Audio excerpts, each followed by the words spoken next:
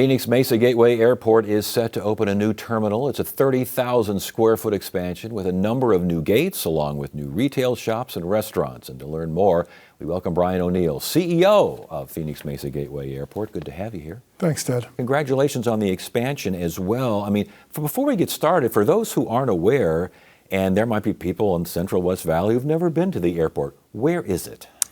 Well, it's located in the Southeast Valley, down just north of Queen Creek, in Mesa, kind of east of Gilbert. Okay, and give us the history of that airport, that area. It has, obviously, if you go out there now, it is growing. Yeah, there's a lot of change going on out Yeah. there. So the airport started out as a World War II military installation. It was Williams Air Force Base, and they did a lot of pilot training out there.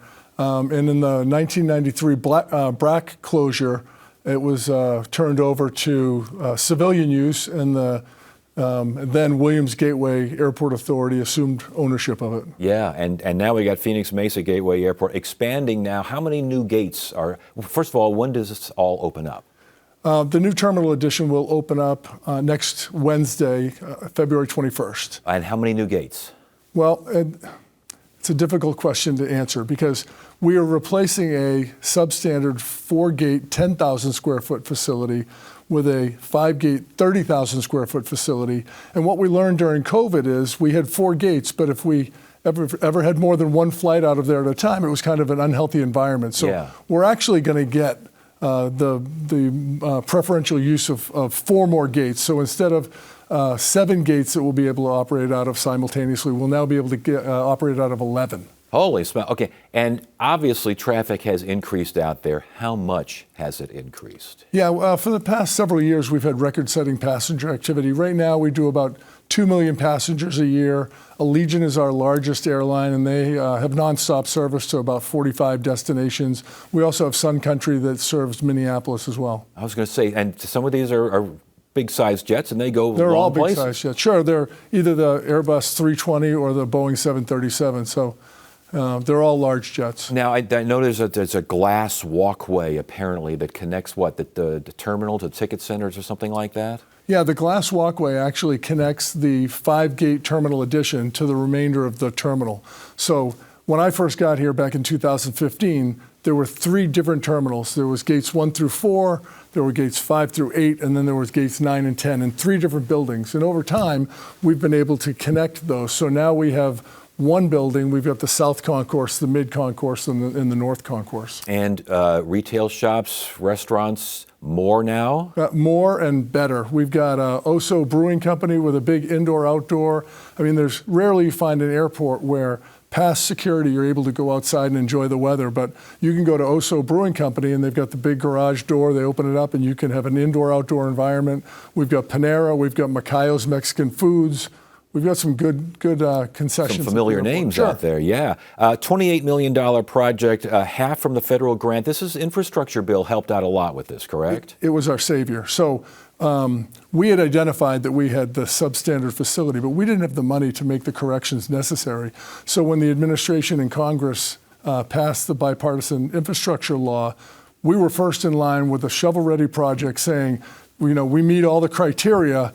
We really need your help. And so we received federal funding for that. We received some state funding, which is great. We received local funding from our member communities, and we were able to cobble together the $28 million and complete the project. How big can this airport get? And I mean, there has to be eventually, or does there have to be eventually a size limit? That's a good question. My crystal ball broke a long time ago, and we play a much different role in the valley, in the greater Phoenix area than Sky Harbor. We've got 3,000 acres. We've got a lot of private development going on, exciting aeronautical private development.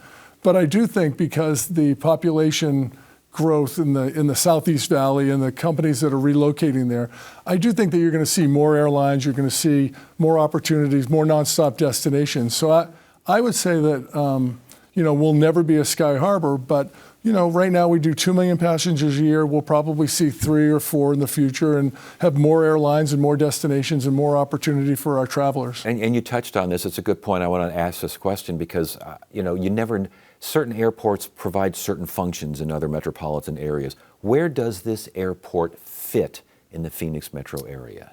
Well, I think that we are a reliever airport. I know that Sky Harbor handles between 46 and 47 million passengers a year. They're a big domestic connecting hub. They're gaining new international markets, which is great for the region.